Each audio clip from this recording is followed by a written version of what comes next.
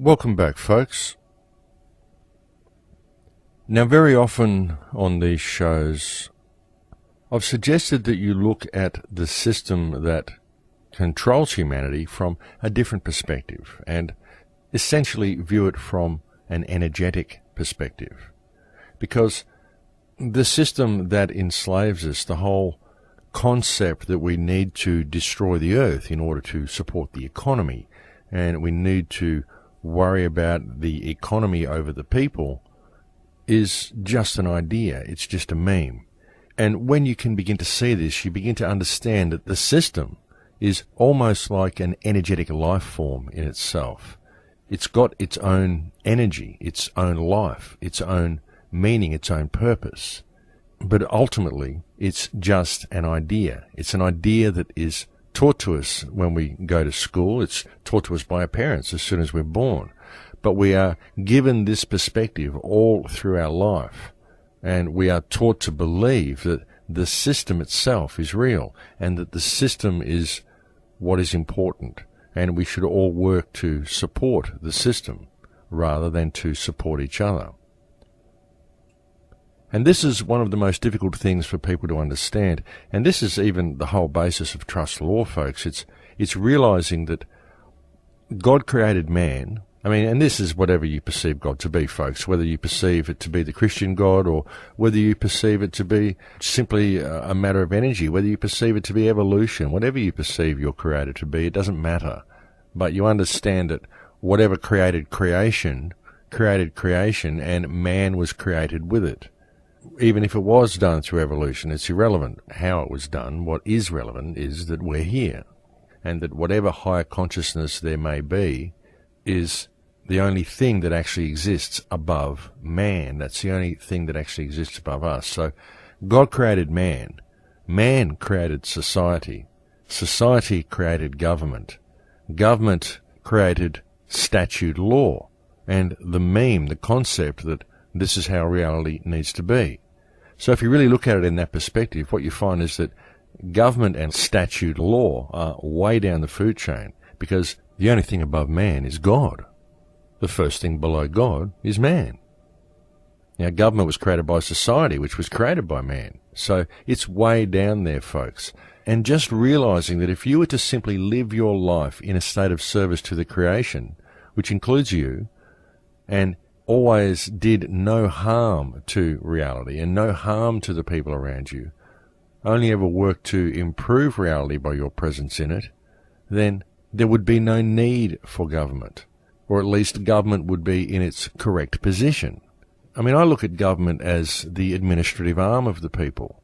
They're simply people that we employ in order to ensure that the trains run on time and that the roads are functional, that there aren't potholes everywhere, that the transport system works, that we have a viable education system and all of this sort of stuff. We need, obviously, people to administrate these affairs. And in all honesty, folks, they seem to be very, very negligent in actually providing all of the things that we actually need to function as a society, and they seem to be more intent on creating more and more statutes designed to take more and more rights away from the people and allow them to steal more and more from the people and from the planet.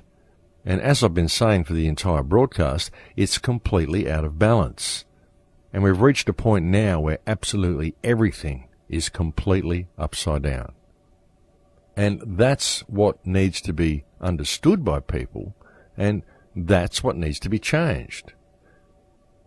This is precisely why real change can only ever come from the people.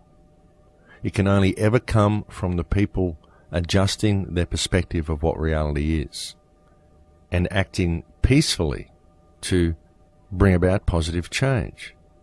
Acting peacefully by following the one simple law of creation, which is unconditional love and service to the creation. Always acting to do no harm. There's been many great teachers that have brought this exact same message all throughout history. Buddha, Gandhi, Jesus Christ. There have been many great teachers who have all said the same thing, and they haven't suggested that you turn the other cheek, folks. That's a big misconception. A lot of people would believe that all of the great teachers were pacifists. But it isn't a matter of being passive, folks. It's a matter of being compassionate. It's a matter of understanding what reality is and acting accordingly. And this is why I've often said that we don't need any violence to bring about positive change on the earth. In fact, violence will only cause the human race to continue along the same path we've been walking down for a very long time now. What is needed is firmness, but understanding.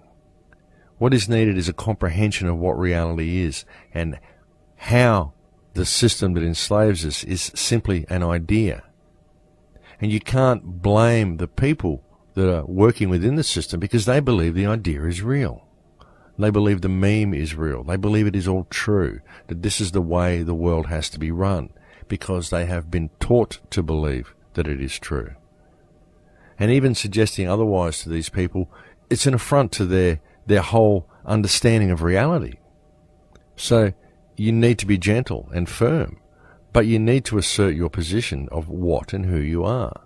And this is why I've been bringing all this trust law stuff to people lately, not so that you can go and take on the system or run and beat them in their own court.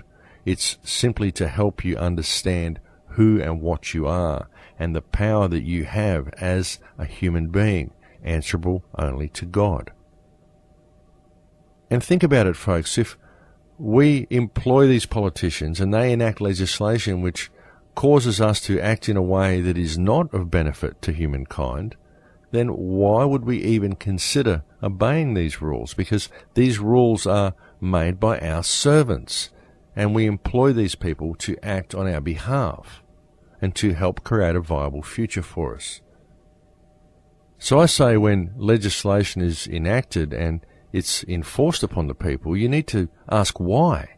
If a police officer is telling you can't do a certain thing that is doing nobody any harm and may in fact be helping people, like I've seen people being arrested for setting up soup kitchens in the park and feeding the homeless. How that is a crime is beyond me. But you need to be asking, by what authority do you tell me that I cannot help other people? And why would you even presume to believe that such a statute, if one exists, that prevents me from helping people, why would you even presume to believe that such a thing is a valid law? Why have you, as a police officer, so obviously left your path?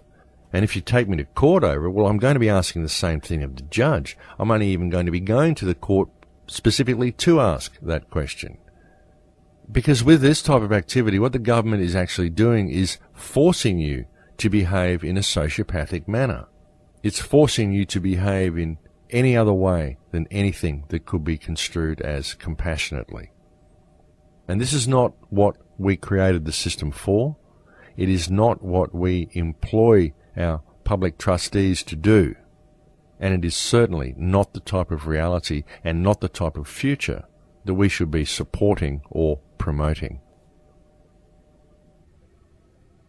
Everything that I've ever brought to you on these broadcasts has been centered around bringing you this very same message, folks. I've been doing so for 3 years now, and I continue to do so because I believe that one day I will record a show that will be the one, and it will get the message across in exactly the right way. And I do so in the hope that someone new may listen to the show and it will cause them to step back and look at reality from a different perspective, and the veil will fall away and the path to human freedom will become as apparent and simple to them as what it is to me.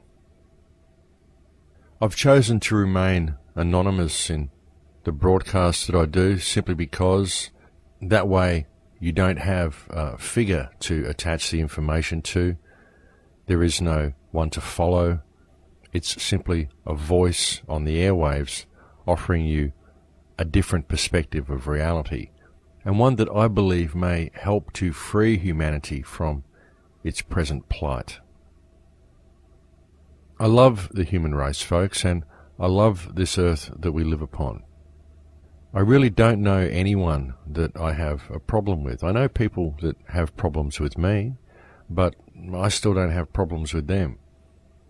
I can look at people and I can make observations on their actions, but I still don't judge them as being bad. I still don't honestly know anybody that I have stuff with and that I would not willingly accept into my house and into my life, regardless of what they've done in the past. That's just who I am. You see, I believe that most people do tend to go wrong at some time in their life, folks, and they do this because of the system that they're subject to.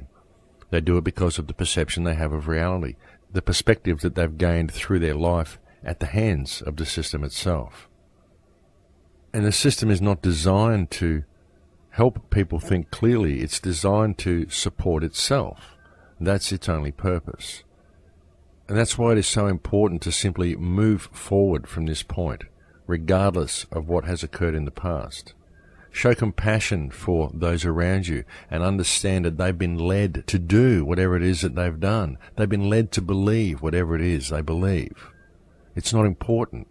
What's important is what we do from this point forward. So just turn the page.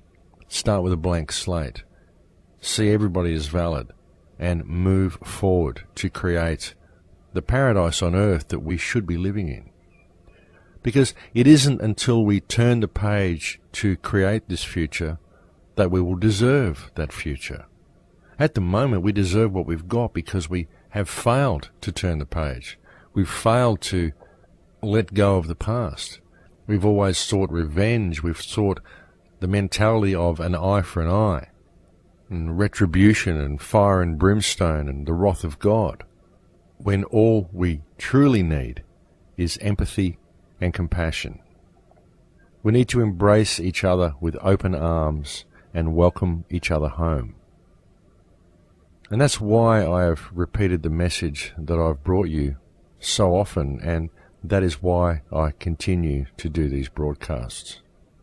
Because I believe we can do this, folks. I really believe that all of the problems that we're facing are all simply providing us the opportunity that we need to embrace a new and better perspective of reality. We've got to the stage now, folks, where the whole workings of the mechanism, the whole workings of the machine, the meme that enslaves us are being laid absolutely bare for all to see. I believe this is being done by design. This is what Alice Bailey referred to as the externalization of the hierarchy. I actually did a show about it earlier in the year. And this is all part of the procedure, because people need to see how corrupt the system is, so they stand up against the system. But what the plan is for people to look for effective change from within the system itself. We will simply get people pointing the finger at others and replacing them with other people, and then hoping that they've got a better future, rather than doing the inner work themselves and realizing exactly what's going on here and putting our servants back in their rightful place in the food chain.